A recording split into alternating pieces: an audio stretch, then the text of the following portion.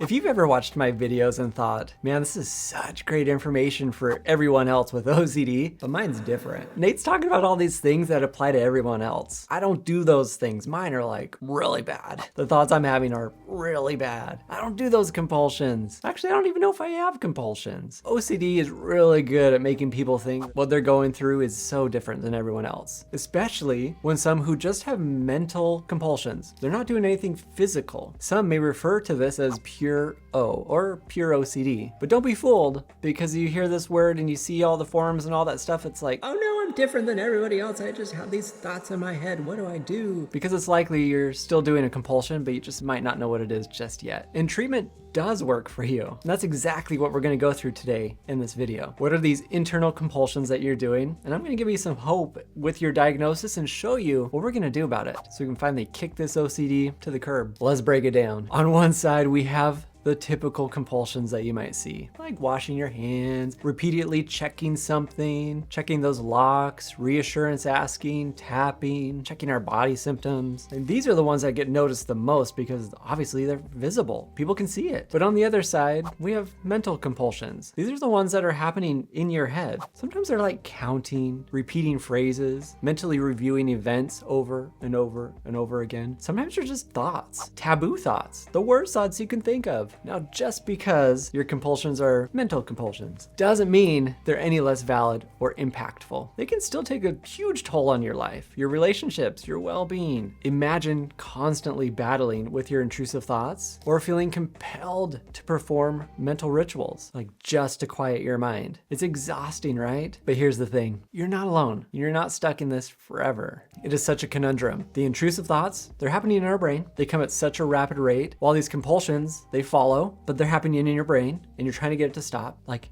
literally everything's happening in your brain. What do we do with this? Well, the compulsions that I tend to see the most are these avoidance strategies. It's like pushing a thought away. No, I cannot have this thought right now. Or even if you shake your head, that could be a compulsion. A huge one is just rumination. I'm thinking about it. I'm replaying the situation, trying to make sense of it. I want certainty with this thing. Am I a good person? Am I a bad person? Well, many think that if they only have mental compulsions, I tend to find that they're still doing compulsions. This might look like, turning off a TV show because you don't want that intrusive thought that comes next. It's reading over the text message that your friend sent you. It's avoiding turning left while you're driving. It's pushing that thought away. Really, it's anything you're doing to shield yourself from even having those thoughts or getting them to go away in your brain. Treatment for mental compulsions is just as effective as it is for visible ones. We still use exposure and response prevention, gradually face our fears, and learn healthier ways to cope. And here's how we're gonna do it. Let's start with identifying a specific intrusive thought or obsession that triggers those mental compulsions. A person might say, I often have this thought, I've forgotten to turn off the stove, even though I know I have. It keeps replaying in my mind over and over. Are you sure? Are you sure? I don't know. Are you sure? Whoa. Now what we're gonna do is intentionally bring that thought to the forefront of your mind, and I really want you to focus on it. Let it fully consume your thoughts. Well, not consume the way that you think. What do you mean think about it on purpose? Yeah, as you're experiencing these intrusive thoughts, I want you to resist the urge to mentally check, to reassure yourself that the stove is off. Instead, I want you to sit with the discomfort it brings and say,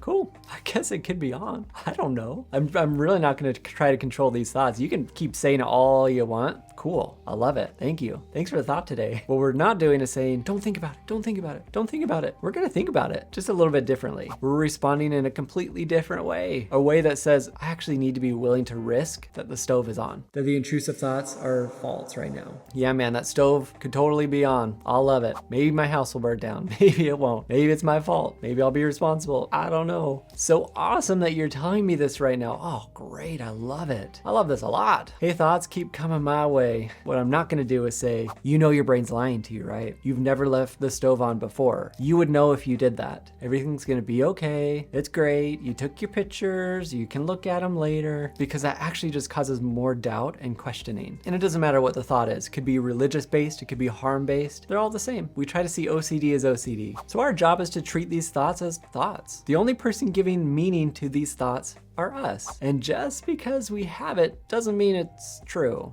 It's not true.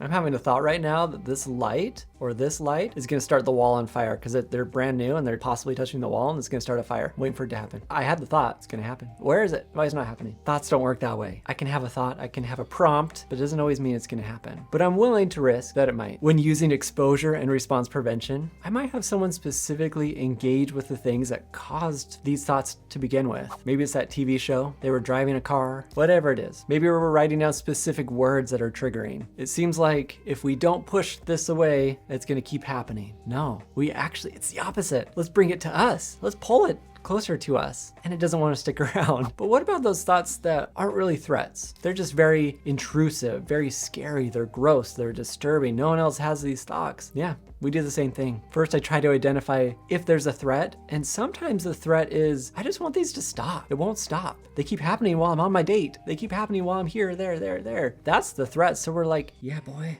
I sure hope they stick around. Love those thoughts. That's so great right now. I'm telling my brain how much I don't care that they're here. I'm loving these thoughts. And just because I say I love it doesn't actually mean I love it. I'm not putting any judgment on them. It's almost a mindfulness approach. If I say something's bad, my brain's gonna put a little check mark next to it and say, let's revisit this. I'm gonna bring it back to your mind because you haven't figured it out yet. Some people may choose to purposely have the thought in their mind and say, you know what? I'm willing to find you before you find me. So who's got the upper hand now, sucker? OCD's the sucker. Ultimately, what ends up happening is that the brain learns you're not reacting to these threats anymore. You can't physically see a problem happening. Ultimately, what ends up happening is that the brain learns you're only reacting to the threats you can physically see, not the things that you think could happen. And guess what? If that problem does happen, you've got it. Focus on your values and the goals in your life. We don't need to focus on the current thought all the time. So quick and simple, write down all the intrusive thoughts that are happening. They're gonna make you probably feel pretty anxious to do that, but that's okay. Anxiety is not the bad guy. I'm gonna keep writing them down over and over and over and over and over and over and over and over and over and over with a big smile on your face, acting like you don't care. And you may do this multiple times a day. I love that thought. I love that anxiety. You're welcome to stay all day long, my friend. You're training your brain to say, cool, I love it.